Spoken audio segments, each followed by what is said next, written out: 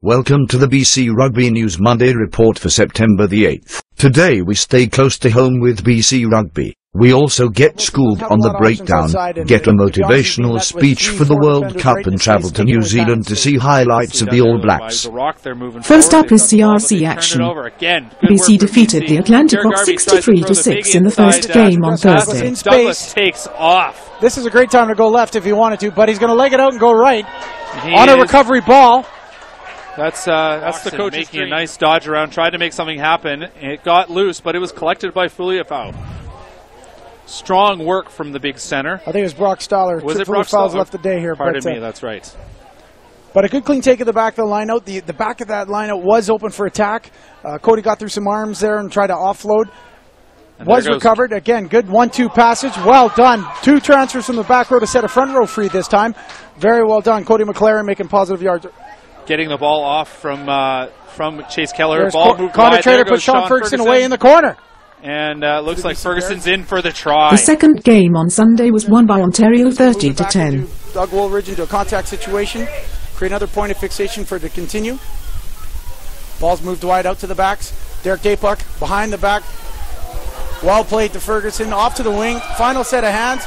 This looks dangerous. This could be dangerous for Ontario. Try in the corner. Lucas Hammond there safely at the reception. He has some wheels. Moves the ball along into Jamie McKenzie. The Bears are present on defense, but he's been able to find a gap. He's been able to then offload into Tom Dalziel, who's in the open field. Always love to see the front row and the forwards open in the open field in these rugby games. Jordan Wilson Ross picking up the ball at the base. He's able to find a break in the line. He's through. He's fast-footed 3 defenders into the 22 of the BC Bears. Soundly met by Justin Douglas. But the Blues have possession, and they have numbers, and they're organized going forward. The Bears are scrambling. Chase Kelleher there with a solid tackle on Webster and Windsor, and the Blues able to move the ball fast hands through and across the line to score.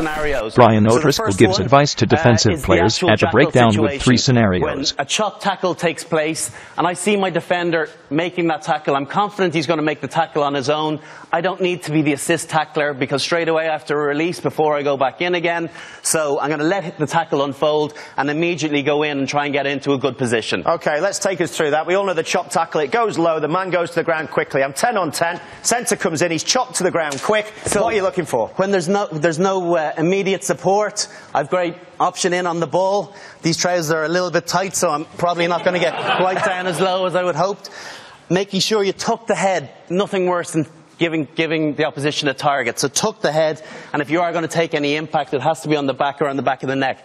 It's a pretty strong place. I got hit there plenty of times. In the face. And the face. Yeah. So it's about just holding on, and as soon as the referee sees that separation, it's probably going to be a quicker penalty than if players are in close proximity.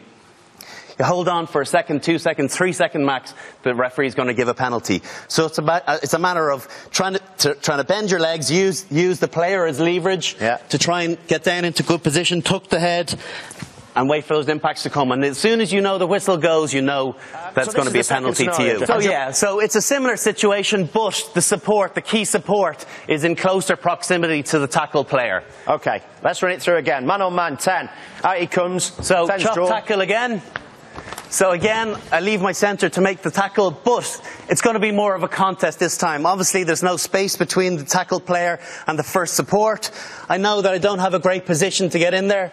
I've committed to the ruck, so now I'm looking at barging through to try and create space, make the ruck a 4 or 5 second ruck so my defenders can align, get around the corner, and reset the defensive line. Situation, but on this occasion, we're going to have the key support right in, latching on the player that's tackled. Okay, and let's see what you do from there.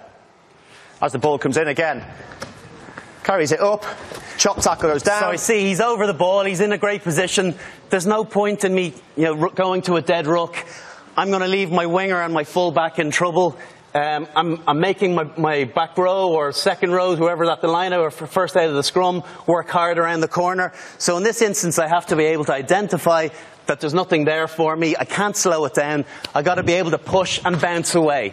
Also, the important thing on that is I'm not bouncing and posting up on guard. Because again, the boys who are working hard in the scrum or have already competed in a line out, They're working harder. I've been standing out there. Do you see how fast these guys got round the corner? They were impressive. They were impressive. I mean, that was like, that St. Attigen's really kicked in, hasn't it, so far?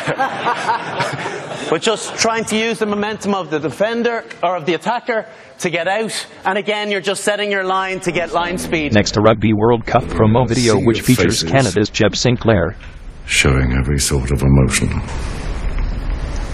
Because I'm looking at a team. Not just any team. I'm looking at the team. There will be pain. And there will be blood.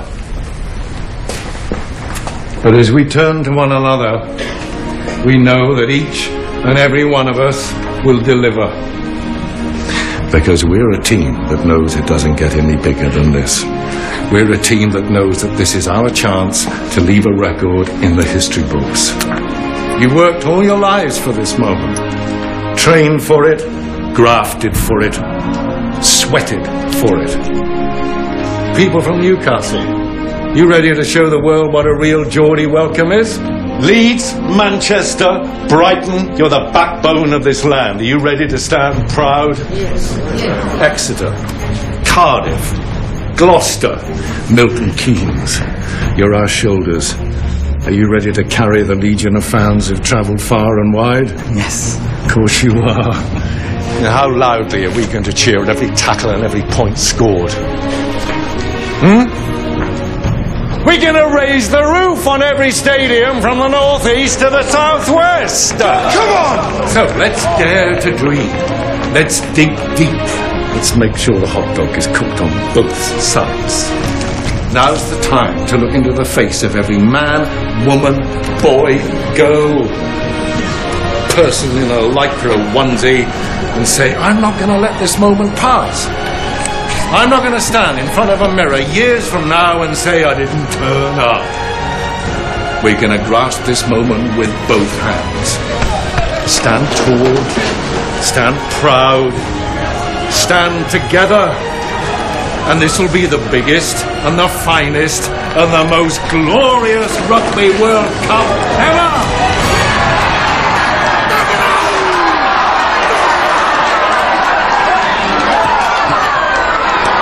Go do it, team.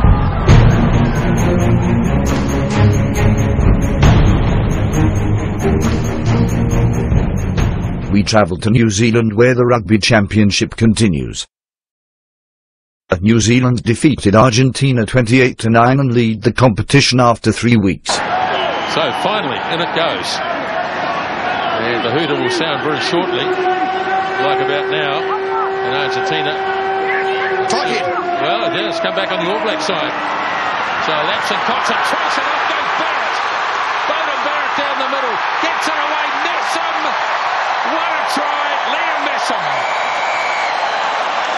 And it looks like, unfortunately, Messam's hurt himself in scoring that try. But they do look bemused and confused, Argentina. They had the dominant in the scrum. The ball got disrupted up there. They cleared it quickly, and the break, Messam looks like he's okay. That's brilliant to see. He's got speed, we know that. There was a surprise guest during the All Blacks match.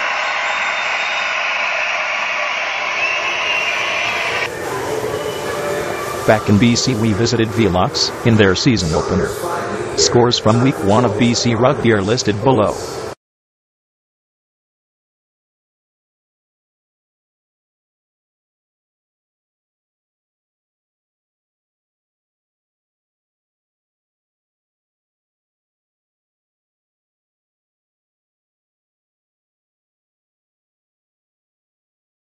That's the show. Thanks for viewing. Our website is bcrugbynews.com, our Facebook page is BCRN 2004 and our Twitter account is @BC Rugby News. Bye for now. Bye for now.